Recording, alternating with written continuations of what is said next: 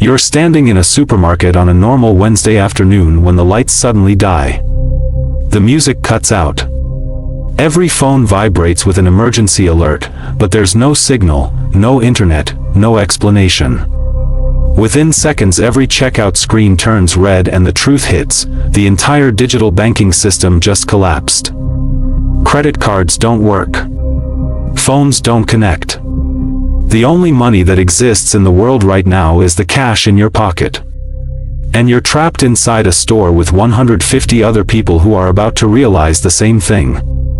In the next 10 minutes, this grocery store will transform from a quiet place to buy food into a survival battleground. In this video, we break down exactly what happens when the grid goes down inside a crowded supermarket, and the 3 decisions that determine whether you walk out safely, or get trapped inside the chaos. You're pushing a cart slowly down the cereal aisle on a completely ordinary Wednesday afternoon. Nothing about the moment feels important. Fluorescent lights hum softly overhead. Somewhere above the aisles, the store radio plays a forgettable pop song that blends into the background noise of refrigeration units and distant conversations.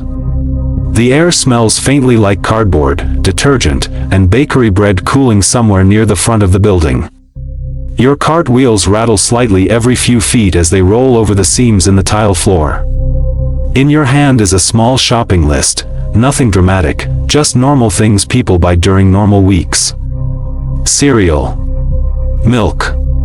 Maybe pasta for dinner.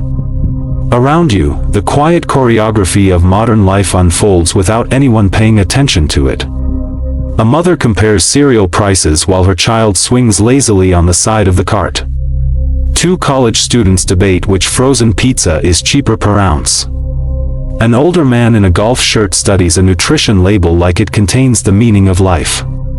The entire building is operating on invisible systems nobody notices anymore: electricity humming through wires in the walls, servers somewhere processing digital payments, signals bouncing between cell towers that keep every phone connected to the rest of the world. It's the kind of normal moment people never remember because nothing about it seems like history. And then, without warning, the entire system collapses in less than a second. The store radio cuts off mid-note as if someone sliced the sound out of the air with a knife. The fluorescent lights blink once, twice, and then die completely. For 2 long seconds, the entire supermarket drops into absolute suffocating darkness.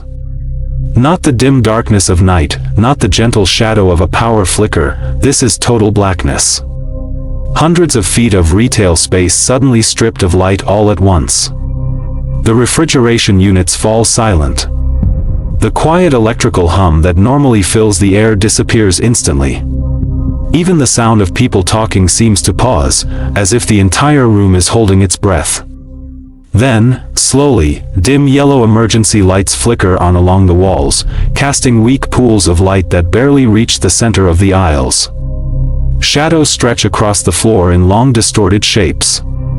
The store now looks unfamiliar, like a place you've seen before but can't quite recognize anymore. At that exact moment, every phone in the building vibrates at the same time. 150 pockets buzz simultaneously, a sudden mechanical chorus echoing through the darkened store. People instinctively reach for their screens. A government emergency alert has appeared, but there are 0 signal bars. No data. No explanation. Just a silent warning sitting on a device that suddenly feels useless. Nobody is screaming yet. Not yet. Shopping carts freeze mid-push. Conversations stop halfway through sentences. The entire store stands in suspended confusion as people wait for someone else to explain what just happened. But as you slowly look toward the front of the building, a colder realization begins to form in your mind. Every self-checkout screen is glowing an angry red error message. The card readers are blank. The payment terminals are frozen. The entire digital banking grid, the invisible network that makes modern commerce possible, has simply vanished. You are standing inside a warehouse containing tens of thousands of dollars worth of food with more than 100 other people who haven't realized yet that their credit cards have become useless pieces of plastic. In this moment, money no longer exists in the way people think it does. Bank balances are numbers on distant servers. Apps on phones require networks that are no longer responding. Contactless payments, digital wallets, debit transactions, all of it depends on infrastructure that has just disappeared. The only currency that still physically exists inside this building is whatever cash happens to be inside people's wallets. You instinctively reach into your pocket and check yours. $37. That's it. 37 physical dollars between you and the outside world. Around you, the store is still stuck in the early stage of confusion. People tap their phones again, hoping the signal bars will return. A man at the end of the aisle refreshes a banking app that refuses to load. Someone laughs nervously and says it's probably just a temporary outage. But you already know something they don't. The moment those emergency lights turned on, a countdown began. And that countdown is measured not in hours, but in minutes. Because once the crowd realizes the digital system that normally keeps everything orderly has failed, the rules inside this building will change very quickly. 150 people surrounded by food they suddenly can't buy is not a shopping trip anymore, it's the beginning of a survival calculation. And right now, most of them haven't finished that calculation yet. But they will. Very soon. And when they do, the atmosphere inside this supermarket is going to transform faster than anyone believes possible. Within 10 minutes, maybe less, the quiet grocery store you walked into is going to become something completely different. The fluorescent lights that once made this place feel safe are gone. The music that made everything feel normal has vanished.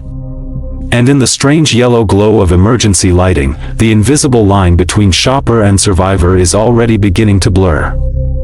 You shift the bag higher onto your shoulder and step out from the shadow of the loading dock, leaving the supermarket and the rising noise inside it behind you. The alley is strangely quiet, almost unnaturally calm compared to the chaos building only a few concrete walls away.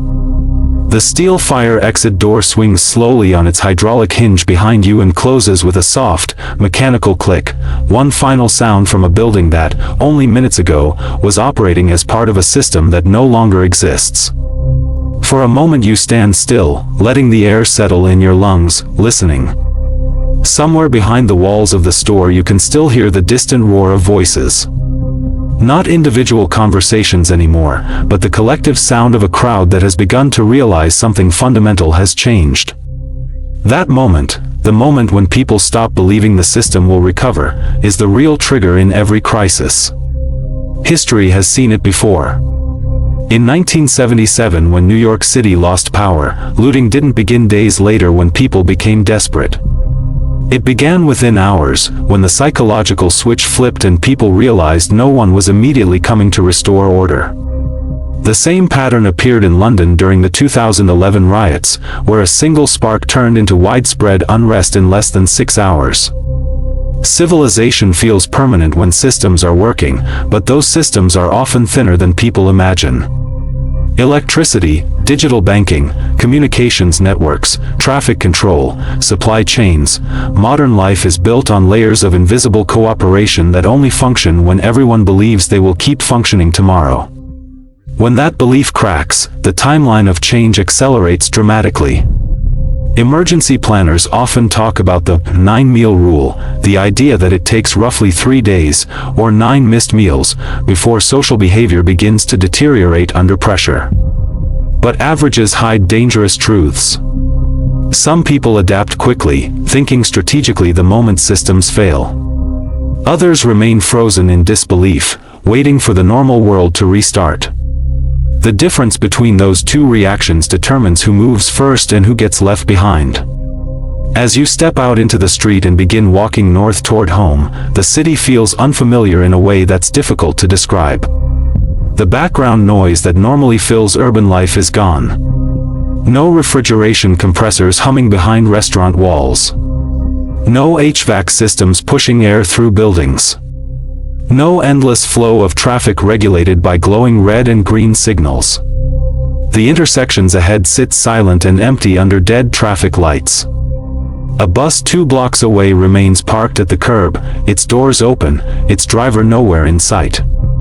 A few people stand in the middle of the road staring at their phones, tapping screens that no longer connect to anything. They're still waiting for the signal bars to come back. Still believing this is temporary. You continue walking, your bag light enough to carry for miles, your mind already moving ahead to the next decisions that will matter.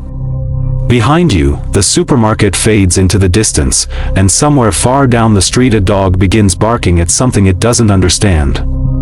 The sound travels farther than it normally would, echoing through a city that has suddenly gone quiet in ways no one living here has ever experienced before. And as the sky slowly begins to dim toward evening, one uncomfortable truth settles in: the systems that made the modern world feel stable have stopped, and nobody yet knows how long it will take before they start again.